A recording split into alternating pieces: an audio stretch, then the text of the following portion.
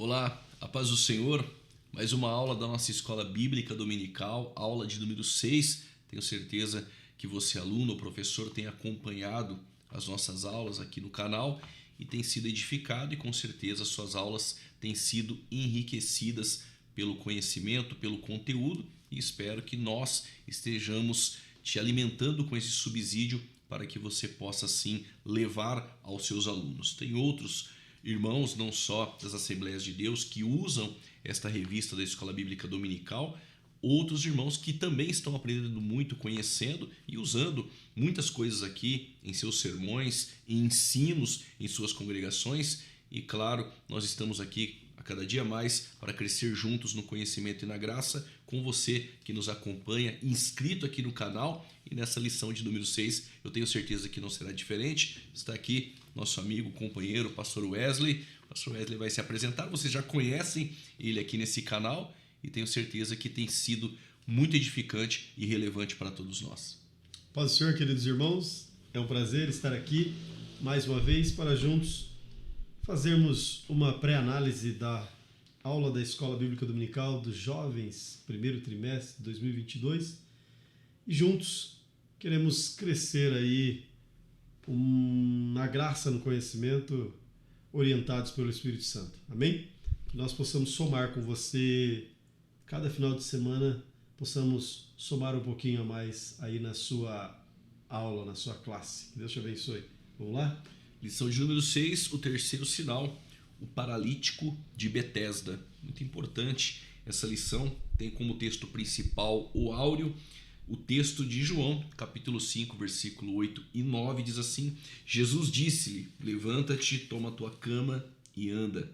Logo aquele homem ficou são e tomou a sua cama e partiu, e aquele dia era o Shabat, ou sábado.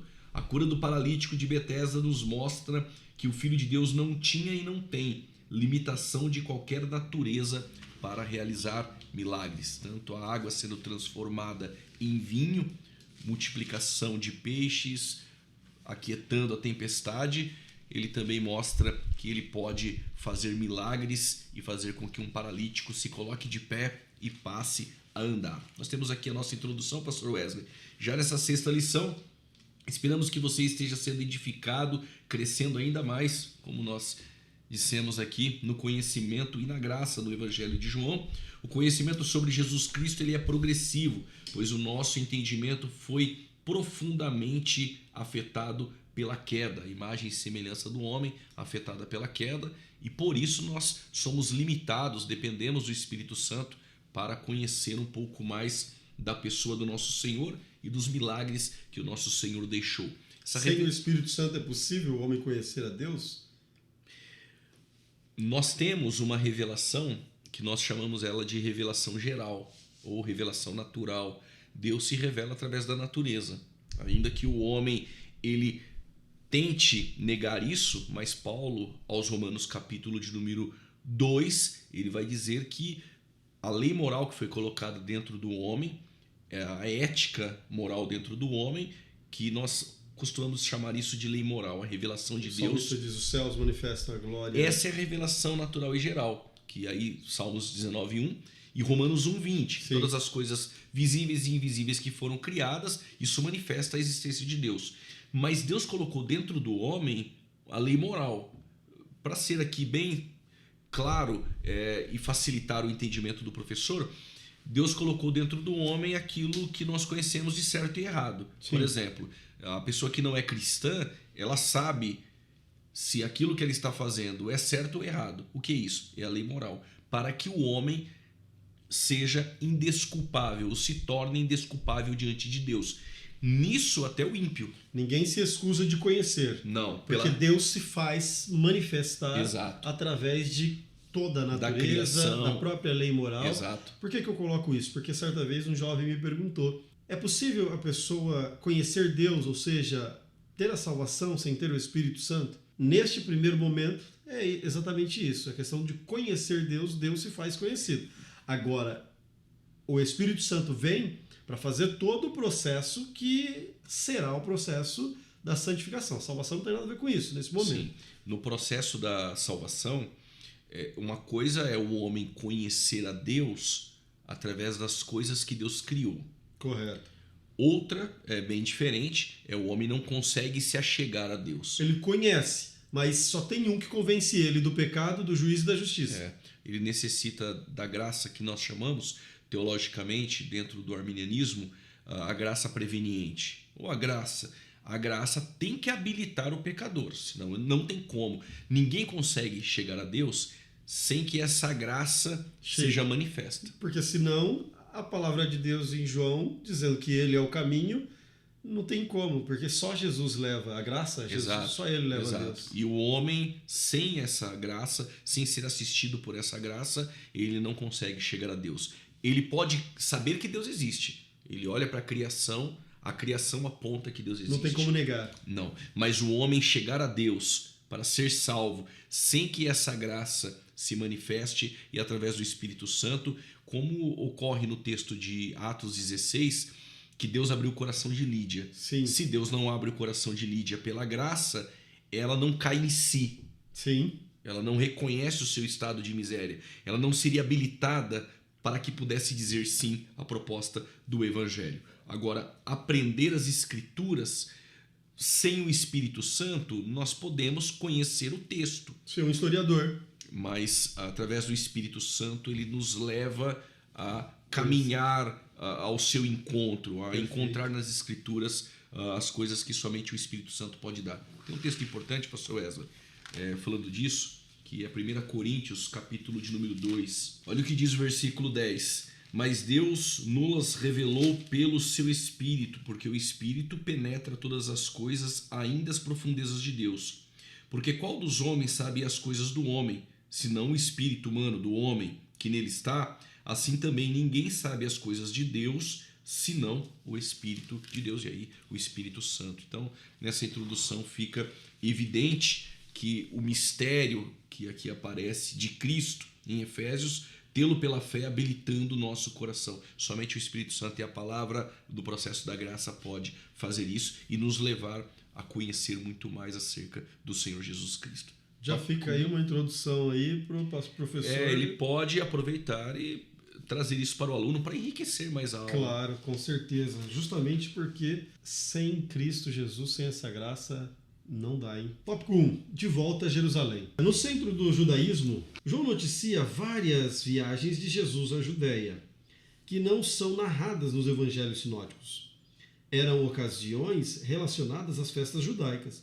Isto serve para demonstrar o empenho de Jesus para se revelar à elite do sistema religioso judaico e a toda Jerusalém. Quando João afirma que Jesus, o Filho de Deus, veio para o que era seu e os seus não receberam, João 1,11, está se referindo primeiro à rejeição de Israel e os seus não receberam. Isso fica bastante evidente, principalmente nas muitas rejeições que Jesus teve, especialmente no centro do judaísmo. Depois se refere à humanidade como um todo. Aqui no tópico 1, essa primeira parte, que esse primeiro bloco, já nos traz a estratégia de Cristo. E João, ele relata essas viagens à Judéia nas festas, porque ele encontraria ali todo o sistema religioso e também todas as pessoas que iam para a festa. Então Jesus tinha essa estratégia de ir no lugar estrategicamente fazendo parte de sua missão. O objetivo de Jesus está aqui. Eu acho que foi tema da primeira lição, mas o versículo 31 do capítulo 20 de João deixa isso muito claro. Estes foram os escritos para que creais que Jesus Cristo é Filho de Deus e para que crendo tenhais vida em seu nome. O objetivo de Cristo Jesus é mostrar Deus presente para os homens. Aqui, o Evangelho de João. Então, ele vem para Jerusalém e é interessante que ele vai, como o senhor disse, em lugares estratégicos. Quando se trata aqui do tanque de Betesda, quantas pessoas tem ali? A Bíblia diz que tinha muitas pessoas. Muitas pessoas. Mas Jesus Cristo, ele, super inteligente, levava o seu ministério exatamente aonde precisava chegar. Ninguém poderia dizer que ele não pregou a palavra, que ele não cumpriu o que ele veio para fazer. Ele foi na sinagoga, foi num tanque onde só havia, num poço onde só havia uma mulher, foi num enterro. Jesus Cristo não deixou ninguém de fora. Ele foi em todos os lugares e aqui em Jerusalém não foi diferente. E enfrentou muitos perigos, muitas afrontas aqui em Jerusalém. O comentarista ele vai citar essa estratégia de Jesus estar nesses lugares específicos, festa, porque ali estaria toda a cúpula da religião e muitas pessoas que subiam às festas, e aí de repente vem a rejeição de Jesus ali. Essa rejeição ao Messias é o que abriu as portas aí para os gentios. Sim. Então ele veio para os que eram seus e os seus, os judeus, não o recebeu. E assim a graça veio então a nós gentios. Ainda que Deus ainda tenha um trabalhar com este povo. E no bloco mais abaixo é interessante porque vai dizer o seguinte: ao mesmo tempo em que Jesus precisava manifestar-se aos judeus, realizando aí os sinais, milagres, também era necessário que ele se ocultasse. Ao mesmo tempo em que ele se manifestava, especificamente em lugares, e fazia sinais, em alguns momentos ele se ocultava até por causa da perseguição também. Os judeus queriam matar na Judéia. O tempo todo. E teve situações que Jesus Cristo saiu de forma miraculosa do meio da multidão. Teve ocasiões que eles pegaram pedras para apedrejar Jesus, aqui no Evangelho de João, e Jesus Cristo sai do meio deles sem eles perceberem. Isso é impressionante. Tá? A multidão cercando e ele precisa sair por conta justamente disso. Ele opera o milagre e, infelizmente, os judeus não aceitam, não creem naquilo que ele está pregando. O tanque de Betesda, pastor. O tanque de Betesda é localizado próximo à Porta das Ovelhas. Ali se encontrava grande multidão, o qual esperava pela descida de um anjo que agitava as águas e fazia com que o primeiro que ali descesse sarasse de qualquer enfermidade. Evangelho de João 5, 2 ao 4. Não há nenhuma definição única para o significado de Betesda. A mais comum é casa de misericórdia, local que havia se transformado em um centro de peregrinação. João 5,3. Podemos imaginar a expectativa dos doentes e como cada um se apressava para ser o primeiro a descer a água quando era agitada. Imagina que situação é essa ali no tanque de Betesda. Bom, o professor ele pode aproveitar quando diz que esse tanque de Betesda estava localizado na Porta das Ovelhas. Você pode recorrer a Neemias e lá existe algumas portas do monturo, Porta das Águas, enfim. E foi na Porta das Águas, em Neemias 8, que houve um avivamento quando Esdras, em um púlpito de madeira, ele ensinou ali a lei, trazendo ela em hebraico e aramaico, porque era a língua falada pós-cativeiro babilônico.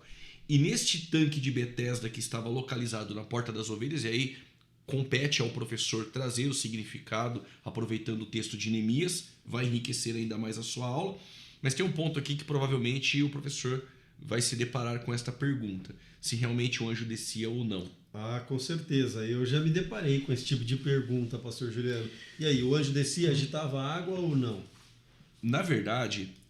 Só dizendo, isso não influencia na salvação. Não, existem algumas peculiaridades no texto que não são, por exemplo, salvíficas, não são essenciais. Sim. São secundárias. E aqui é um caso secundário, até porque o propósito de o João citar aqui o milagre, era realmente o milagre. Claro. Não a ideia do anjo. Aqui a gente foca um pouco no anjo e esquece um pouco o propósito do texto, daquilo que João quis externar aí aos seus ouvintes. Quando você disser, por exemplo, como professor, não existia um anjo, era uma crença. Muitos dizem isso, era uma crença. Interessante que essas pessoas que dizem que é uma crença, ele não tem um documento. Não tem. Eles usam justamente a versão João Ferreira de Almeida, que coloca isso entre colchetes. O porquê entre colchetes? Porque na maioria dos manuscritos, ou em alguns manuscritos, você não encontra esta adição. E aí alguém diz assim, por que não encontrou em alguns manuscritos? Então o copista foi e acrescentou. Foi acrescentado. Não é uma verdade. O fato de não encontrar esta frase em alguns manuscritos, isso não dá para você... com isso, descartar que seja uma verdade.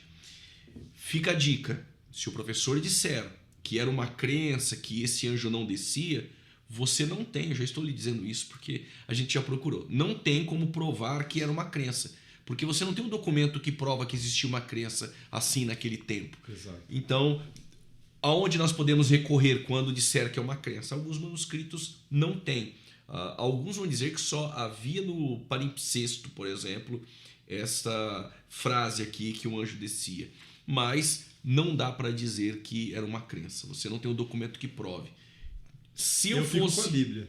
Se eu fosse o professor, eu iria dizer o seguinte: existem teólogos que vão dizer que era uma crença, porém eles não provam. Sim. Eles não provam porque não há um documento, não há nada na história, no contexto histórico do tempo, que havia uma crença ali, que era uma mentira e que era uma crendice, como um folclore. Não tem. Eu, como professor, iria adentrar na ideia dos manuscritos para enriquecer ainda mais a aula. Você que é professor ou aluno, busque essas informações, os manuscritos que encontrava essa frase, os que não encontrava, mas o foco aqui é o milagre de Jesus e trazer para o aluno em sala de aula que não dá para ficar esperando o movimento. Perfeito. Porque se você for ficar esperando o movimento movimento do culto, o movimento das campanhas, os movimentos neopentecostais que estão se infiltrando aí em nossas igrejas, este movimento não coloca ninguém de pé. Quer se colocar de pé e sair dessa casa de misericórdia, onde você está a vida toda na mesmice, na comodidade, paralítico por causa da religião, como já foi citado aqui em outras lições, espere Jesus. A palavra de Deus te coloca de pé, pega a sua cama, levanta e anda. Quem espera o movimento das águas fica como esse paralítico ali, muitos anos esperando o anjo no culto, esperando a campanha, o movimento do pregador. Isso não resolve o problema do paralítico. Perfeito. Exatamente isso. Então, outro ponto, professor, importante que vale salientar, eu não sei se o professor vai gostar ou não, mas aí ele vai ter que cavar mais um pouco. Eu iria em Deuteronômio 2, porque ocorre assim: o cativeiro, né, podemos dizer, no Egito, a estadia que o povo ficou ali na escravidão do Egito. Que estadia de 430 anos. 400 anos. Só que em Êxodo trata de 430 anos. Uhum. O Estevão pregando, ele também cita a ideia dos 430. Uhum. Mas em Gênesis 15, 400. 400. Deus falou para Abraão. Existem algumas vertentes e pensamentos. Agora imagina só, dentro desses 400, o Moisés nasce no ano 350. Desses 400. Ou seja, quando Moisés nasce de Anrão e Joquebede, e o Moisés é fruto de um incesto. Sim. E ele vai dizer que o incesto é pecado. Olha que interessante, Não é? A graça de Deus.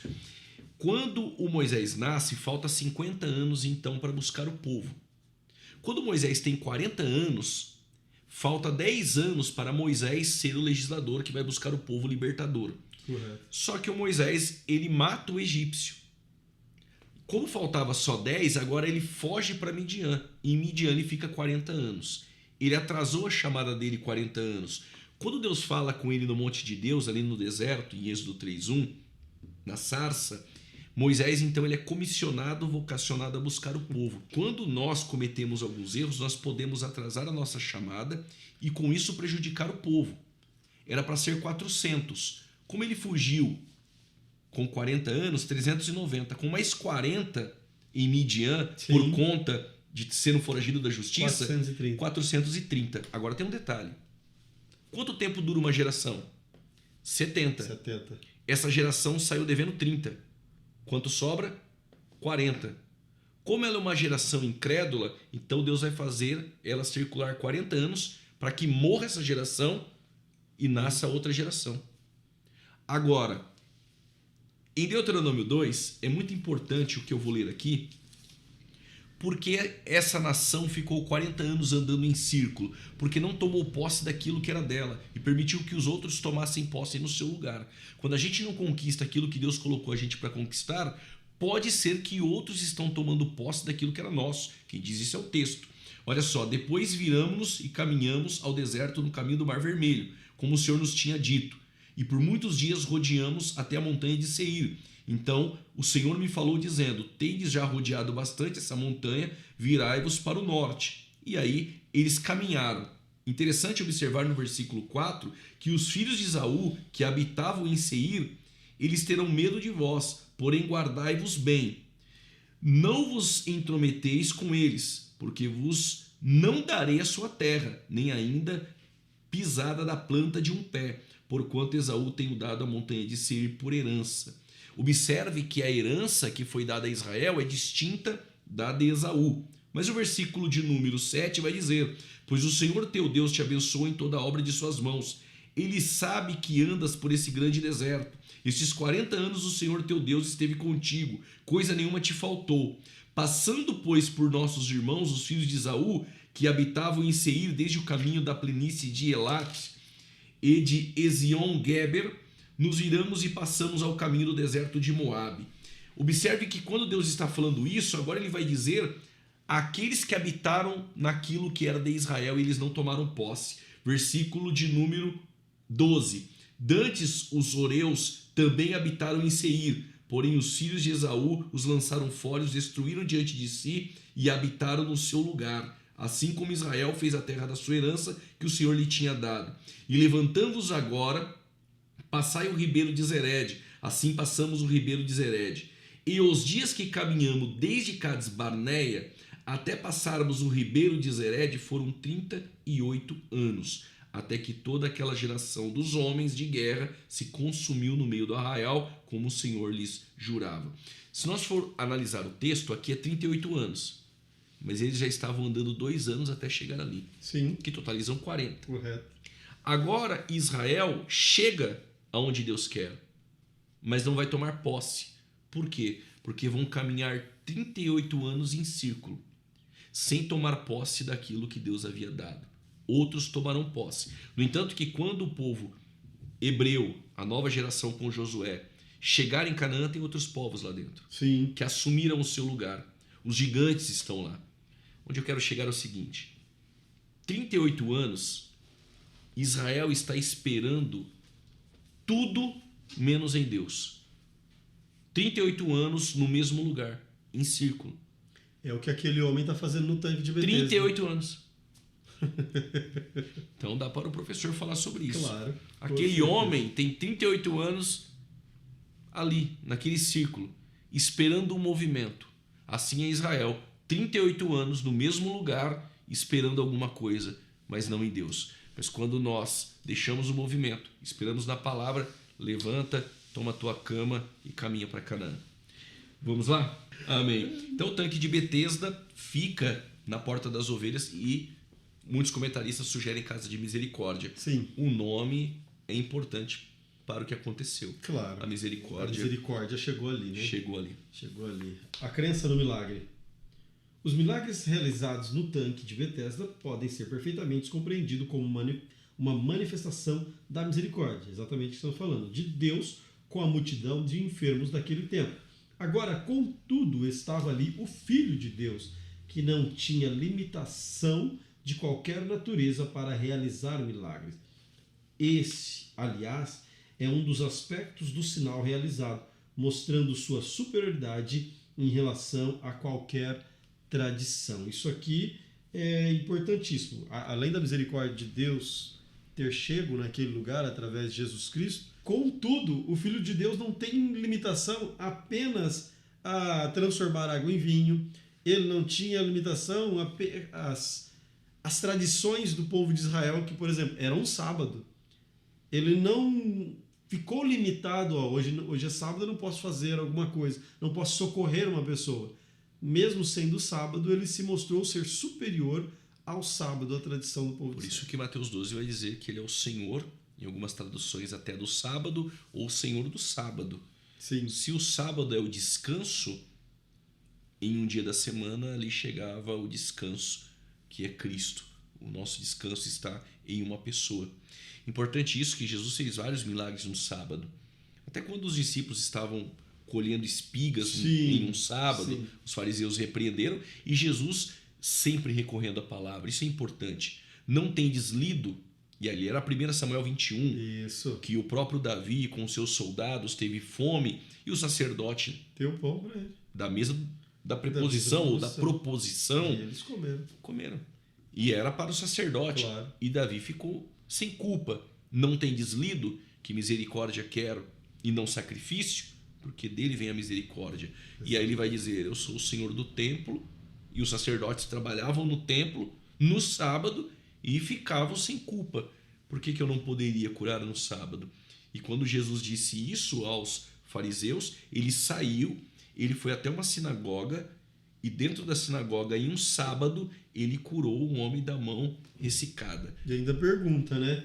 Qual de vocês, tendo uma ovelha que caia num buraco, numa vala, Exato. não vai estender as mãos para tirar? A misericórdia sobressai a tradição, a religião. A tradição, ela não pode fazer você se levantar, pegar a tua cama e andar. A superioridade de Jesus em relação a qualquer coisa está acima, porque ele é Deus em sua natureza divina, ele faz milagres, mas também em sua natureza humana se compadeceu de todos nós. Uma longa espera, pastor Juliano.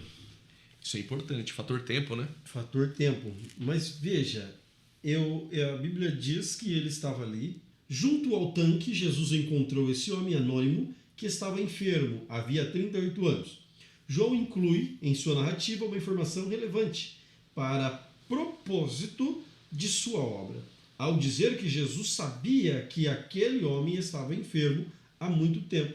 Como Deus, Jesus o conhecia bem e sabia as suas dificuldades. Com Deus não há acaso. Ele nos conhece por inteiro. Ele sabe tudo sobre nós. Conhece nossos pensamentos, sentimentos, dúvidas e frustrações. Apesar de nossos defeitos, debilidades, ele se interessa por nós e sempre quer nos ajudar. Contudo, quer ouvir de nós o que realmente queremos. Quer escarção? Pastor, Jesus Cristo, ele chega ali e João deixa bem claro, conhecendo que ele estava há muito tempo. Mas aí mostra exatamente esse atributo indivisível de Cristo, conhecedor de todas as coisas. Ele não é pego de surpresa em momento algum. Não. Deus tem sua agenda. Ao meio-dia, a mulher de Samaria, o Nicodemos fazendo uma visita em sua casa. E aqui, na sua agenda, estava este milagre. Agora, tem propósitos os milagres. Nós falamos disso nas primeiras aulas. E nós devemos saber esperar, porque quantos cristãos dentro da escola bíblica que conhece alguém ou da família que está tantos anos esperando uma cura. E este homem está há 38 anos esperando. E nós temos uma longa espera. Sim. Mas chegou um dia, como por exemplo Pedro e João na porta do templo, na porta formosa. Sim. Nós temos também que relatar, e isso é importante, cristãos maduros precisam disso, precisam ser alimentados com isso. Há também aqueles que não foram curados. Sim, claro que sim. Porque os milagres e os sinais, eles têm propósitos específicos. Não que Jesus tem mais compaixão de um do que de outro. Observe que o sinal aqui, neste dia, era específico, porque por trás desse milagre, Jesus queria alcançar a todos. Perfeito. Mas foi rejeitado. Ele está se mostrando para muitas pessoas, se mostrando no sentido de mostrar Deus ali presente para aquelas pessoas. Era uma multidão. E ele precisava que o nome dos Pai fosse glorificado. Porque tudo que ele fazia era para que o Pai fosse glorificado. E ele estava justamente no meio de uma multidão, mostrando um milagre maravilhoso, ou seja, demonstrando Deus ali presente no meio daquela multidão. Então aqueles que não são curados, que estão em uma longa espera, isso aqui é importante entender. Jesus já fez algo por nós. Quando diz aqui, todos nós pecadores precisamos da misericórdia de Deus, pela qual ele afasta de nós o mal que merecemos. A misericórdia é não nos dar aquilo que a gente merecia, enquanto a graça é nos dar o que eu nunca mereci. A graça, ela já nos tirou da paralisia do pecado, já nos colocou de pé, pegamos a nossa cama e já estamos andando. No processo salvífico isso já ocorreu. Agora existem curas físicas que às vezes acontece. Jesus ele pode curar uma dor de cabeça, um câncer, ou ressuscitar alguém. Mas como Deus, sabedor de todas as coisas, ele pode não curar alguém. Mas a graça já foi manifestada e existe algo maior para esta pessoa, que é a eternidade. Agora, pastor Juliano, o professor coloca algo interessante aqui. Que ele diz que aquele homem talvez não tenha amigos. Um familiar. Porque imagina, ele está num tanque há 38 anos e ele diz que não tem ninguém por ele. Abandonado. Será que não tinha uma pessoa que quando... nem para dar um empurrãozinho nele ali, ele estava simplesmente só. E o professor ainda coloca, talvez ele estivesse ali pela sua própria conduta. E aí eu quero falar algo aqui, até porque nós estamos com um especialista em apologia aqui. Veja, nós temos que tomar cuidado, porque não é o pecado que causa doença. Exato. Pode haver, sim, uma situação de alguém estar por uma enfermidade doente, mas não é regra isso, porque senão nós entramos na confissão positiva. E aí vai entrar aqui, por exemplo, talvez por sua própria conduta, aquele homem tivesse naquele estado. E principalmente porque Jesus chega depois e repreende ele. Jesus fala, vai e não peques mais para que não te aconteça coisa pior. Esse pensamento... está em pecado, por isso está assim, é uma síndrome dos amigos de Jó. Então, tem que e tomar aí cuidado. Veio na teologia da prosperidade, bem colocado, confissão positiva, Kennedy Hagin, se você está enfermo é porque você não tem fé. Isso. E o livro de Jó ele descarta a pedra no sapato dessa teologia da prosperidade. Mas em João 8, que é o cego de nascença, os discípulos de Jesus, eles queriam saber. Sim, quem que pecou? Quem pecou? Foi ele ou os pais? Porque ele está assim, essa síndrome é antiga. E aí tem toda aquela ideia de maldição hereditária, aí culto para a quebra de maldição. Isso não é bíblico, maldição hereditária, vale a pena frisar. Então você, professor, pode agora trabalhar nessas questões. Aqui, claro, o pastor comentarista Silas, ele coloca, talvez, nós temos que tomar cuidado, até porque nós temos textos na Bíblia que mostram a evidência de pessoas que não foram curadas. Epafrodito foi um caso, Tíquico foi um caso, o próprio Timóteo com as dores estomacais, um outro caso. Então milagres têm o seu objetivo, têm o seu propósito. E o pastor Silas ele diz algo interessante, todos nós somos pecadores e precisamos da misericórdia de Deus, porque a misericórdia de Deus é pela qual ele afasta todos nós do mal que merecemos. Na verdade, a misericórdia de Deus é não dar o que eu mereci, enquanto a graça é dar o que nós nunca merecemos. E aí nós temos o relato do sábado, né, pastor? Sim, já falamos sobre sábado, mas é importante destacar aqui, é necessário guardar o sábado? Nós não temos nenhum texto no Novo Testamento pedindo para guardar o sábado. Nós temos Romanos 14, verso 5, nós temos Colossenses 2,16. Com esses dois textos, Paulo mostra que não é mais obrigatório, não há essa obrigatoriedade de guardar o sábado, como alguns movimentos sectários alegam. Além de não ter um texto no Novo Testamento, precisamos ter a compreensão de que o sábado foi dado como um sinal para os hebreus. Deuteronômio 5, não é para a igreja. Correto. Lá está bem claro, para o povo que Deus tirou da terra do Egito. Este povo não fomos nós, a igreja. Então Jesus Cristo ele não pede, Paulo não fala nenhuma epístola geral paulina sobre o mandamento à guarda do sábado, até porque Jesus é o Senhor do sábado, não descansamos em um dia da semana, mas em uma pessoa, e ela é Jesus Cristo. E não dá para dizer que o mundo é o Egito, que nós somos tirados do mundo, espiritualizando a coisa, pastor Juliano. Geralmente algumas pessoas querem espiritualizar para que a gente guarde o sábado, por exemplo. Mas nós também fomos tirados da terra do Egito. Bom, tudo bem, então se for para espiritualizar, então vamos espiritualizar também o dia da semana. Sendo espiritual, eu descanso numa pessoa, Jesus. É Cristo. Pronto, acabou. É isso aí. Vivendo a graça. Aqui é impressionante, porque depois do paralítico ter ficado 38 anos ali esperando o milagre, ele recebe o milagre de Cristo, Cristo dá ordem, pega a sua cama e vai.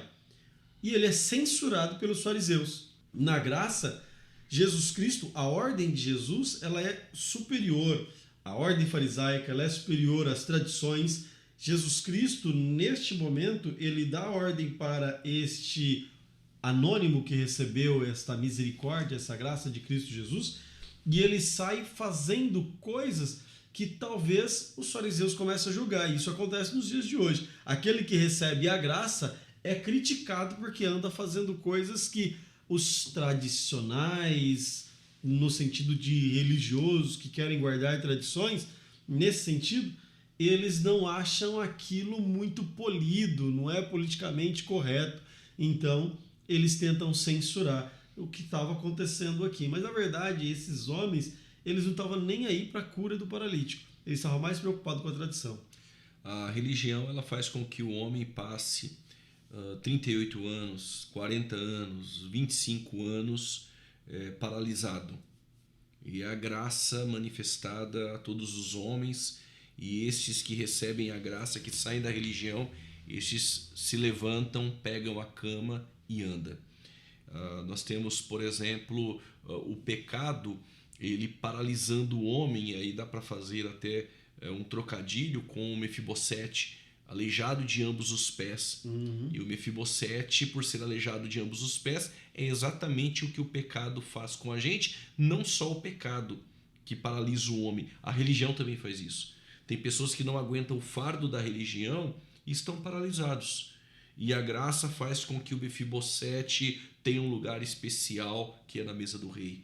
E ali ele pode contemplar e ter os benefícios do que o rei pode lhe dar. A religião, ela anula todos os benefícios da graça, os benefícios da salvação. É importante, vivendo a graça de Deus, nós vivemos essa graça de Deus. Estávamos paralisados pelo pecado, outros dentro de uma religião, mas quando a graça chega, ela faz com que nós pegamos a nossa cama, levantamos e andamos, e é exatamente o que Jesus quer das nossas vidas. É interessante que o professor coloca aqui no último tópico, no último parágrafo, se o ex-paralítico ele não tivesse tomado atitude e seguido a ordem de Cristo Jesus, ele ia apagar aquela grande realização que acabou de acontecer na vida dele. E parece-me que ainda acontece isso. Você recebe a graça, é alcançado pela misericórdia de Deus, e a situação quer fazer com que você anule o tamanho do milagre que Deus realizou na sua vida. Que a gente não tome uma atitude. Não tome uma atitude de divulgar, de falar, de expressar aquilo que Jesus fez na nossa vida. Exatamente, mas ele não fez assim. Não. Porque a virtude que receber era maior do que a restrição religiosa do judaísmo. Fantástico. É verdade. Revelação de uma geração revelando-se, né? Uma geração iníqua. O quadro da espiritualidade dos judeus aqui, ele é marcado por uma frieza espiritual enorme, uma maldade muito grande, ao ponto de demonstrar friamente que a preocupação maior deles aqui, pastor Juliano, estava mais com o rito do que com o homem em si. O homem foi curado e nenhum deles, que legal, que bênção, você foi curado, não. Pelo contrário, eles estão preocupados. Mas se foi curado no dia do sábado, não pode isso. Tipo, volta, desfaz milagre. A tradição era mais importante, primordial, do que a cura, do que a misericórdia sobre a vida daquele homem. E essa geração iníqua foi condenada por Jesus como sepulcro caiado, tinha uma aparência do lado de fora, por João Batista como raça de víboras. E o homem que Jesus testemunhou a sua fé era um pagão, que é em Mateus 8 e João 8, que Jesus vai falar: nunca vi tamanha fé em Israel. Até porque os discípulos também foram censurados por Jesus. Essa geração iníqua, homens de pequena fé.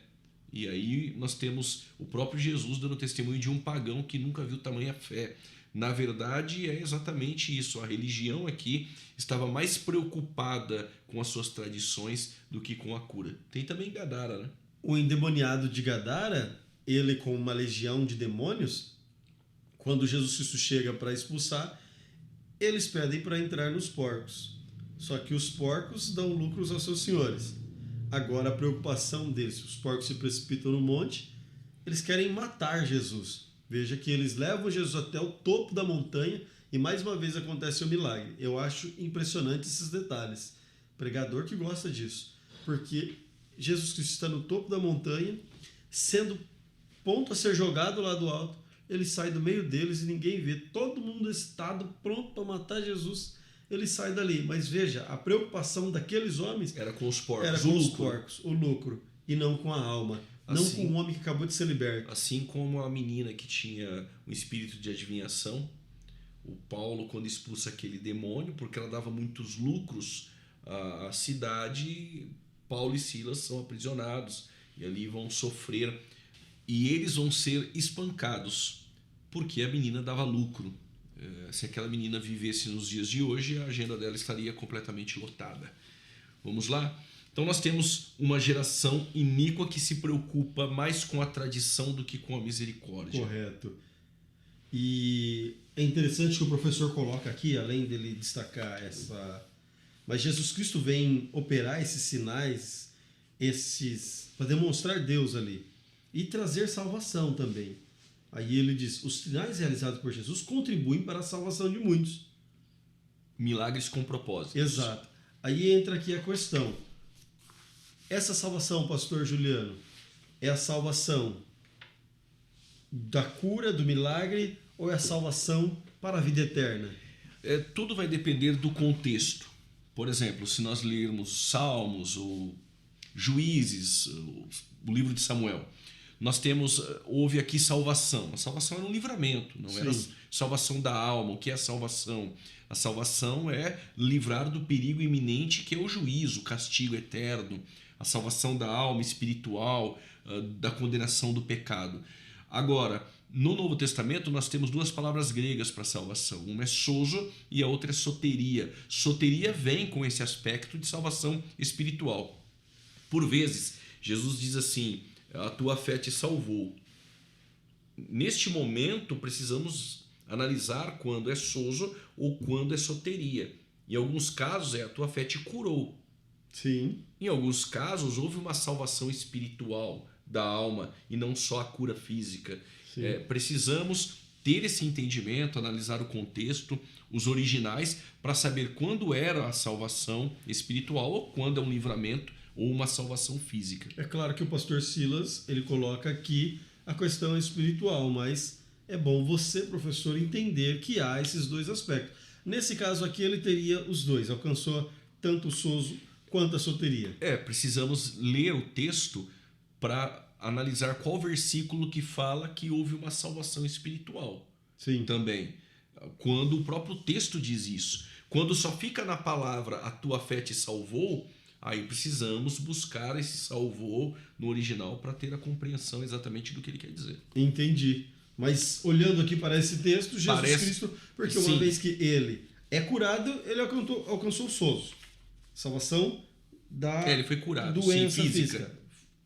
E posteriormente ele obedece a Cristo. Sai e carregando a cruz. Exato. A cruz dele, a cama dele, né? O testemunho dele. Então, a partir dali, entende-se que ele também alcançou a soteria, a salvação para a vida eterna. E esse sinal de Jesus com propósito, o sinal não é o fim, é o meio, é para levar o pecador a essa salvação, a testemunhar o que Jesus fez. Foi como a mulher samaritana, ela saiu dizendo, eu encontrei o Messias, venha ver o Messias que eu encontrei.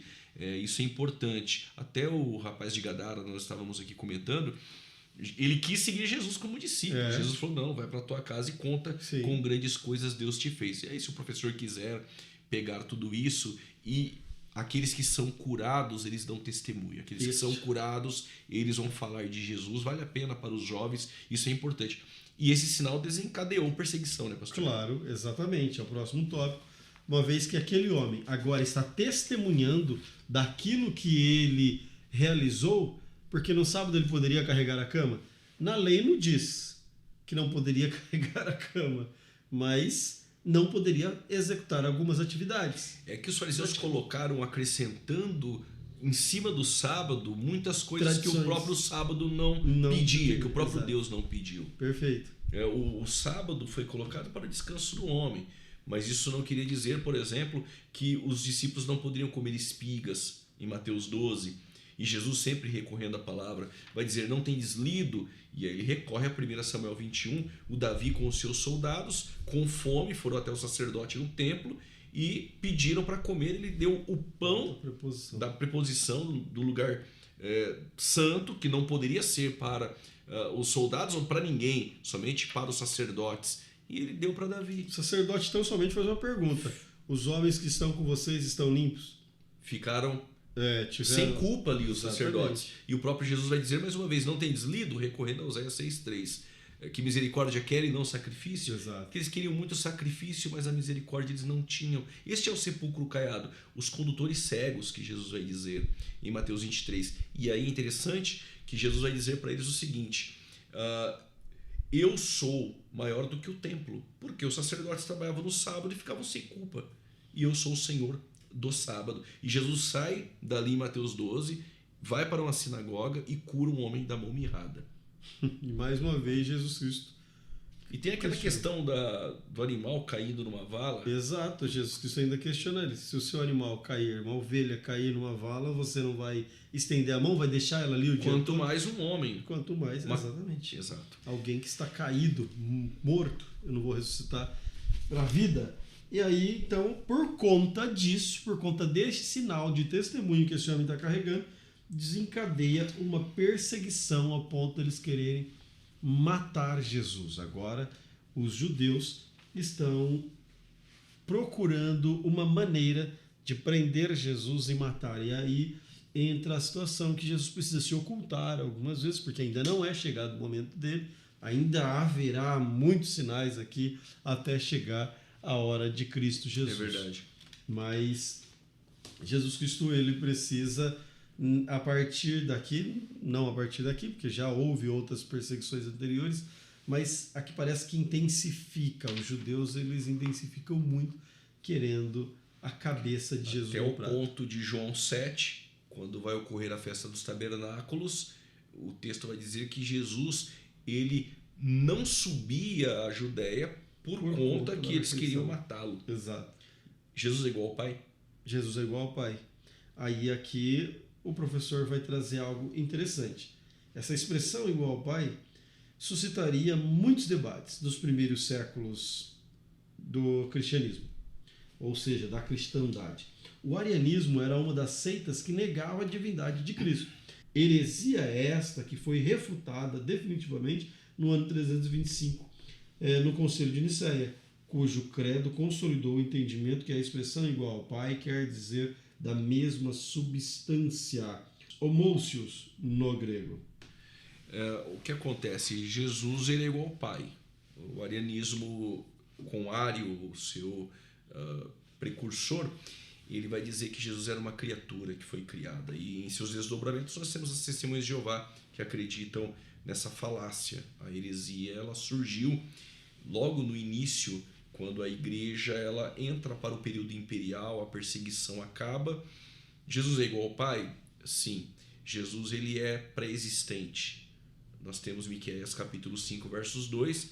É um menino que vai nascer em Belém, mas ele é desde os tempos da antiguidade. Ele é Pai da eternidade, Isaías 9,6. João 17,5, Jesus disse: devolva aquela glória que eu tinha contigo antes que o mundo existisse. Ele é pré-existente. Ele é Deus porque ele perdoa pecados. Vai dizer: os seus pecados são perdoados. Ele diz ao paralítico que entrou pelo telhado e vai sair por uma porta que ele nunca entrou, curado. E Jesus, ele conhecendo o pensamento dos fariseus, ele é onisciente. É importante também aqui relatar que o próprio Jesus é o Criador. Sim. Colossenses 1,16, João 1,3, Hebreus capítulo 1, versículo 1, 2 e 3. E Jesus também, além de ser Criador, de perdoar pecados, Jesus, ele é adorado. Jesus é adorado. E uma criatura não pode ser adorada. E nem remir. E nem remir, como ele perdoou o pecado. Exato, como é que uma criatura perdoa pecado? Exato. E aí, quando João em Pátimos vai adorar um anjo... E era justamente isso, pastor, que os judeus não entendiam. Como é que ele, sendo homem, perdoa pecado? Não conseguiam ver a divindade, ele sendo o próprio Deus. E o João quis adorar um anjo, o anjo diz, adorar só a Deus. Mas em Hebreus 1,5 e versículo 6, Deus diz: o meu primogênito eu introduzi no mundo, a todos os anjos de Deus o adorem. Correto. O que ocorreu aqui? O Ario levantou essa heresia, minou o seio da igreja, é o que Paulo diz.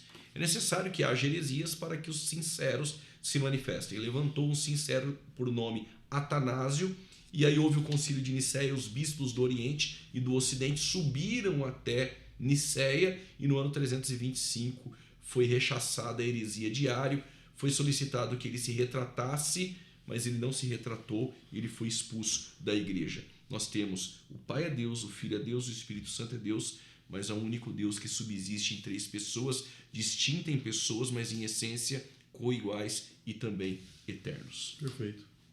E aí, a conclusão, que diz: a cura de um paralítico de Betesda foi um sinal de grande impacto para o judaísmo. Serviu não somente para apresentar a divindade do Messias, mas também para mostrar a superioridade da sua obra frente às tradições judaicas. O registro serve ainda para transmitir a todas as gerações uma profunda mensagem da deidade de Cristo como Filho de Deus, incriado da mesma espécie em plena igualdade com o Pai. Então não há diferença entre Deus Pai, Deus Filho, Deus Espírito Santo. E o professor ele tem aí vários assuntos que ele pode tratar. Sim. As portas inimigas, e aqui a porta das ovelhas. Falamos também lá no início, além das portas, a questão de conhecer Deus somente através do Espírito Santo. Ótimo, a revelação natural, que é a revelação geral, Deus se revelando através da natureza, da lei moral, mas vem a revelação especial, que é Cristo, e somente pela revelação especial o homem pode ser salvo. Não tem como o homem ser salvo a não ser pela revelação especial, que é o próprio Cristo, como o Senhor citou, o caminho, a verdade e a vida. E também dá para o aluno compreender muito mais acerca do concílio de Nicéia, a questão do Pai e o Filho ser um. Explore muito isso é muito importante. A questão da salvação. Ótimo, a questão da salvação. Tem muito assunto que o professor pode agora cavar, e espero que tenha recebido ferramentas aí necessárias e que este canal, essa aula tenha lhe dado condições para você ter uma aula domingo pela manhã mais que abençoada, como tenho certeza que já é. Com certeza. Uma vez mais, reforço as palavras do pastor Juliano, que possamos somar com você semanalmente para você ter um domingo abençoado com seus alunos ou com seu professor, porque não somente professores. Exato, muitos alunos participam. Muitos alunos. E você que ainda não é inscrito no canal, claro, se inscreva aí e compartilhe com outras pessoas. Deixe o comentário. Dê sua sugestão. Olha, eu queria que a aula fosse assim. Sua sugestão é importante porque esse canal não é só do pastor Wesley, ele pode ser seu também. Exatamente. E eu vou responder todos os questionamentos, Glória a Deus. todos os comentários. Vamos juntos.